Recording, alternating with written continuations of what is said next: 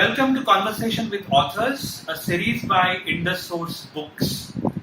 Through this series, we are going to bring authors to talk to you. This is an interview type of series wherein we'll ask you questions. And this particular interview is really important for me because I'm interviewing such a person who was or who is my idol when I was growing up. Without any ado, I'll introduce you to Mr. Raju Parolekar, who is the king of interviews, and it's my fortune today that I'm interviewing him, which was my dream some time back. This interview is in the context of a book which we are publishing. The title of the book is In the Quest for Political Philosophy. There is a lot of politics happening around all of us, and as written by Raju, everything is politics. And that's the reason through this interview, we'll try to discuss with him not exactly the book, because you will all read the book and you will. So the first question we would like to ask you is, what are the major influencers in your life? What is it that influenced you? Environment, because very few people know that I am a grandson of hardcore farmer and son of a farmer. My father was in farming till his late 30s. Then he came to a small town and then big town like Mumbai. But farming itself has a great impact on my life. My grandmother, my grandfather, and all farmland. From South, we are from South Konkan basically. So that whole environment, and I have studied from Gram Panchayat school, Jilla Parishad school, private school, public school, and all kind of school. Means I till my 12th grade, I've been through almost 6 or 7 schools. So diversity and the coalition is in my blood. So I am liberal democrat that way. And Mr. Vijay Tendulkar, I was very close to him. I used to call him Baba, and I'm writing a book on him in English, memoirs. So 17 long years I was with him as his co-author, sometimes his assistant. So it was an emotional bond, and his influence was unparalleled in my life. But I was not impressed by anybody ever in my life. No guru, no teacher, no human being, no soul, only environment, and basically farmlands and farming, and is the soul of my personality. Writing is like a breathing for me, but farming is the soul of mine. What made you choose writing or journalism as your career? Life never gave me an opportunity to choose. There are few lucky people, they choose their career. So I never choose anything. It came through an accident. So, and writing is not my profession. Writing is my breathing. It's like my breathing. So I used to write diaries from when I was in grade 3. When I was in grade 3, whatever you are publishing or whatever you are reading, or today people are aware about my writing or got published, is just a tip of iceberg. My unpublished writing is much more, and lots of notebooks full of diaries and memoirs and memories and stories, short stories. It's lying there in my bedroom. So journalism, yes, journalism is a very small component of writing. So I worked in both kind of journalism, means print as well as audiovisual, and then social media. And then I got a fellowship of one international organization at the age of 22. And there I used to work for sugarcane cutters. And at that time, my first article got published in I think Observer was there about sugarcane cutters. That was the first article got published. But I used to write from grade 3, and now it's long. Now I'm 46 since I started writing, and till this date I'm writing. Either write or read. Either write or read. I'm voracious reader, and I'm passionate writer. And this is not. I'm not writing for readers. I'm writing for myself. And whatever I'm doing, I'm not hypocrite. I'm doing for myself. Means I'm a strong believer of Buddhism. So as Buddha said, whatever you do is for yourself, not for people around. Even your karuna means your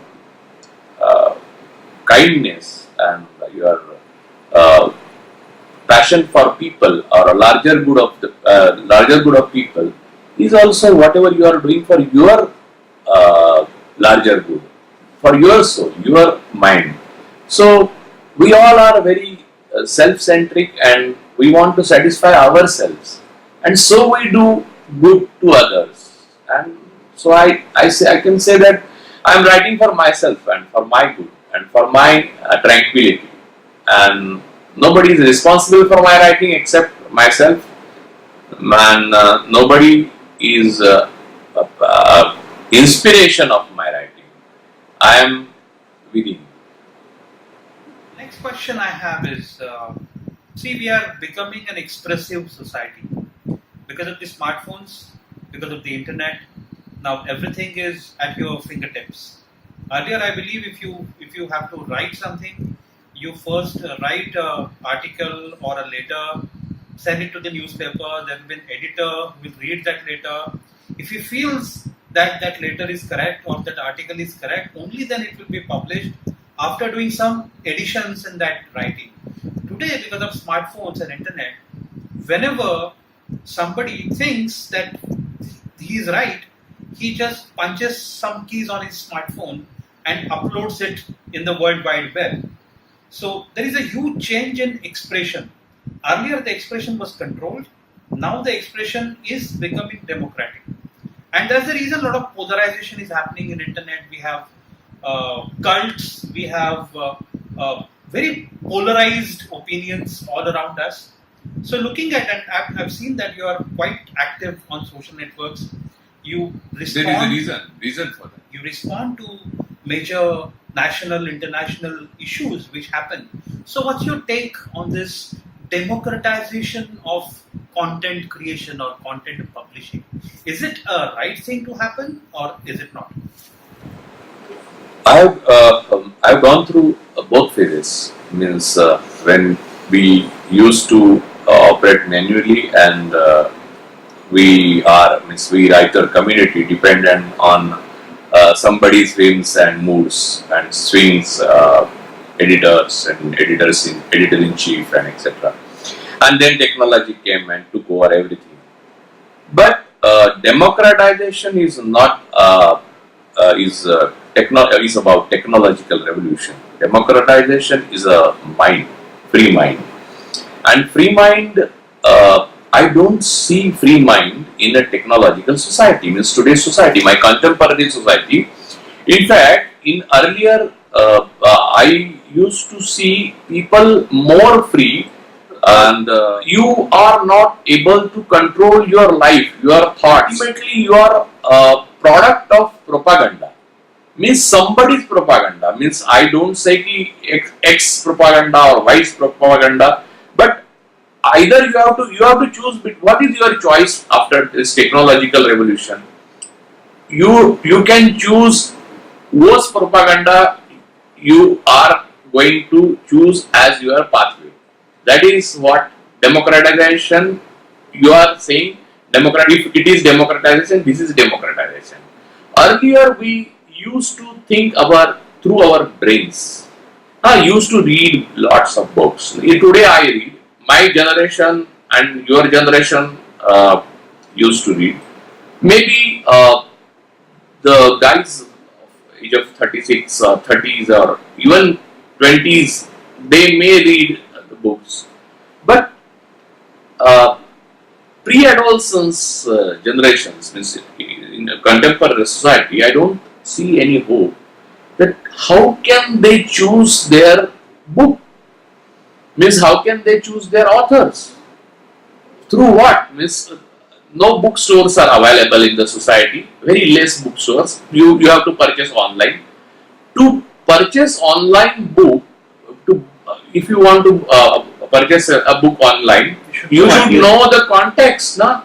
Means yesterday I bought one book on Rosa Luxemburg, her letters, and Anthony Gramsci's old school book, Marxist school, but it was not about, I'm not Marxist, I'm liberal democrat, I'm very centrist person.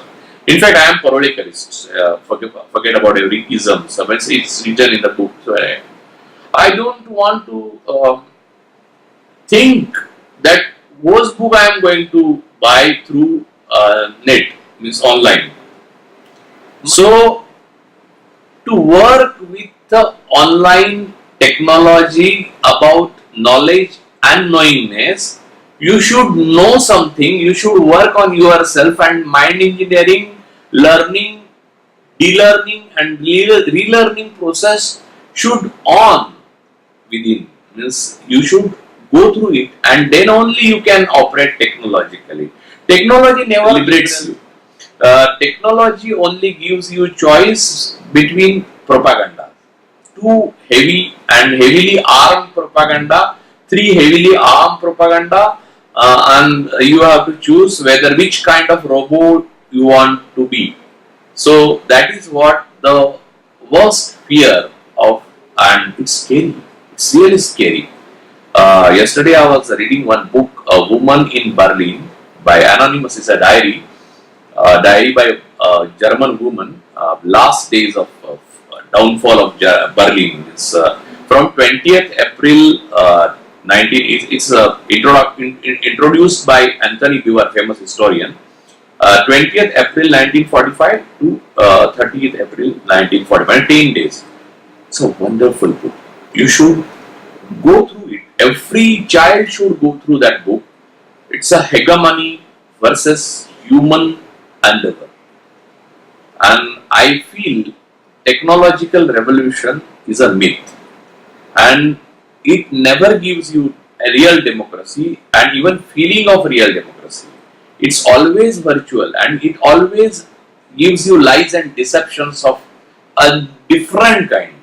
And one man can lie, gives you hundreds and thousands and millions of lies, which was not possible earlier. I remember you wrote an article about this virtual world in one of the Diwali magazines. Yeah. Right. I wrote many articles on the, and I think I should write on propaganda a case study, a real book actually in book form, because propaganda is very subtle now. See, you are part of the propaganda, but you are not aware of that. About that. And you are product of propaganda, you are working for propaganda, you are propaganda, and you are a machine, you are KGB, you are CIA, you are Mossad, you are ISI, you are RAW, everything. But you are not aware that you are doing for them. Indirectly, it's a subtle, you make, say he, as a writer, imaginative person, I am exaggerating things, but one day you will see that my prophecy will come true. Yeah, we have seen lots of your prophecies really came true in the past as well. But the next question is actually very interesting. I always wanted to ask this question to you.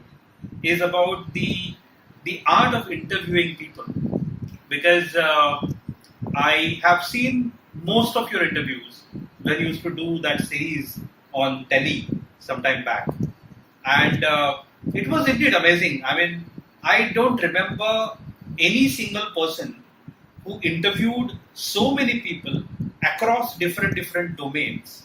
Now, when you interview person A, you need to understand what that person A is, what is his, how did he grew to this particular position, study his background, do a lot of research.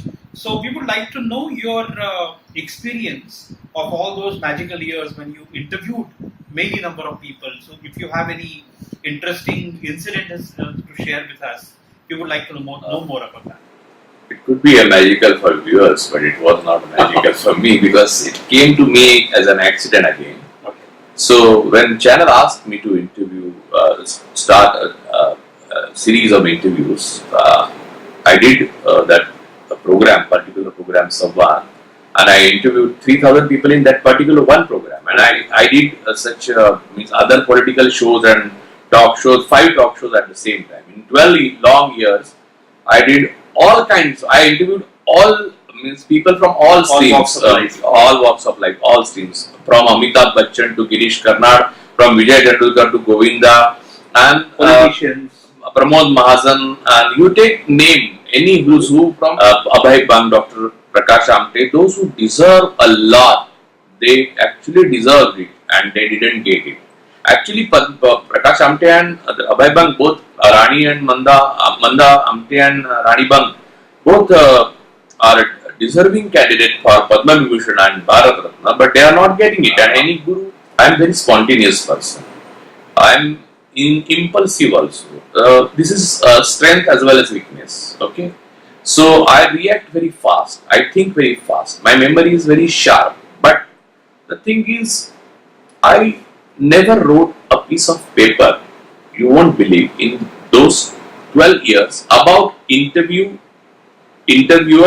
myself, this questionnaire, or interviewee, his introduction, etc., etc. From first interview to 3001.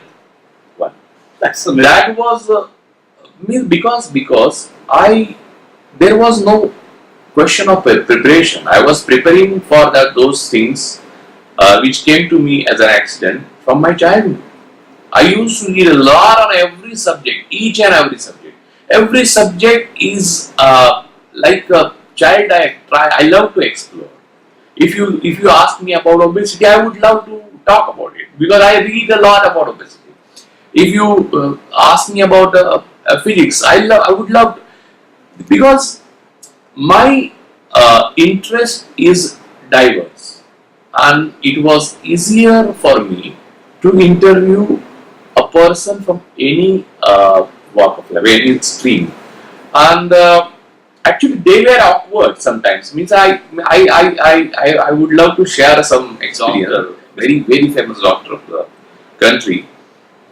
He said we should prepare for the interview. I said no. You are master of your subject, so I need preparation. So I don't think I need preparation. We will start, and that was the rule of the whole game. All long 12 years, I used to start interview without talking to the person, even if I know him, even I don't know. Means if he is unknown, that is the rule. I light, action, and then move. The first question always, and I used to ask first question which is most unpredictable question, and because I know that life is illogical and life is unpredictable. See, if you go by life, rules of life, rules of nature, again farming, if you go by animal instinct, you never go wrong in any field. So, interviewing somebody or anchoring or research, I was a researcher of Priya Tendulkar talk show, and then Zimmedar Kaun. I was a researcher of those programs. Okay, so research. I work as a researcher as well as anchor. So these two things, and even I used to call people. Means sometimes coordination was also my responsibility. But I enjoyed a lot because I learned a lot because I read between lines. Whatever they spoke to me, still I remember. But that was not my learning. So reading behind the face. Behind the face and between the lines. It's in my nature. When you ask me question, listen your question with echoes, with pauses, with all commas, inverted commas, and I loved it. Means always in my life, and even today I enjoy it. Means when I am answering you, I am actually questioning you, and that is the journey of any wonderful interviewer. So I think I did well. So even today, people means now books are available. Some books are available. Means interviews are available in the market and coming in English also very soon. But even today, people remember those interviews. So I think I have succeeded whatever I did, and I always try to be a perfectionist, but not in the sense which people use the word perfectionist. Simple is a very complex thing. Simplicity is a very complex phenomenon. Easy is not simple, because easy is in language, in the linguistic, easy is a different kind of lifestyle. Yeah, happy-go-lucky people are taking easy. Take it easy, man. Take it easy, man. Nah? But simple, whatever is simple, is very difficult. And my questions, answers, interviews, writing, everything is simple and so very complex. So I directly hit at philosophy, neither here nor there. So bullseye. That's all. Well, coming to philosophy, in fact, the reason why we are here today is for the book which got launched recently, In the Quest for Political Philosophy. And You are talking about this. Yes, I'm talking about this Yes. book. This book. which Indus Source publication. Yes, it's published by Indus Source, and it is available in at Amazon. It will be available at the nearest bookstore, And Indus Source also. and you can also reach us on our website and place an order. So I would like to ask you, Raju, what prompted you to write all these essays, which are part of this book? I believe this book is a compilation of 10 essays, if I'm not wrong. Yeah. And each essay is actually pointing to a very important issue, a very important. Like women, sex, and market. Absolutely, absolutely. So I would like you to speak about the book. Just give us some Glimpses. some glimpses of all these The essays. Quest for Political Philosophy is a collection of essays, but essays are interrelated. First thing. And it's a vertical and horizontal analysis of history and philosophy, historiography and philosophy, from isms, from communism, maybe it is RSS, and maybe right wing philosophies, man-woman relationship, nudity, art, culture, sculpture, ancient Indian philosophies. I can't say ancient Hindu culture, because Indus culture actually. It's about Khajuraho and paintings and Kama Shastra and sex and market. Everything is there in the book. So I don't want to describe and illustrate what I wrote about it, because I don't want to reveal the subjects vertically and horizontally. I analyze everything in detail, time to time, and everything is a parallel to time, any time. Means our times also. Next generation will read and they will find that this book is still parallel to their time. But I don't want to reveal what exactly I have wrote about people. Means people's interest is what about Thackeray, what about Modi ji, and what about RSS, what about communism, what about Buddhism, what about nudity, what about sex, and what about market, women. No, I don't want to reveal. The readers should read the book thoroughly and between the lines, and that habit will create new writers. And my purpose is not creating new writers, but that is byproduct of any writing. Means great writers always are great readers. Mostly they are great readers. Many exceptions are there. There is always exception for any great book. Yeah. So I feel that philosophical issue is like a canvas. So you paint everything, means from mathematics, from nudity, from man-woman relationship, from your politics. Nowadays, you see, politics is getting messed up by many elements. You can't point out this element or that element. N number of elements are there, and worldwide. So, time to time, from historic age or prehistoric age, politics is like this only. In Mahabharata, you see, you you won't be able to define what is dharma and adharma in Mahabharata also. So the thing is to analyze your world, your contemporary world, in the context of current episodes is always a challenge for any writer. I accept the challenge, and so I wrote many books in other languages, my mother tongue also. So this is not my first book or something. So I always accept this challenge, and I love this challenge also. I love to explore, and this is quest, and this is unending journey, unending quest and journey, and I love to find out the problems, the questions, and I don't think there is an answer. There is an answer. No, there is no answer, because we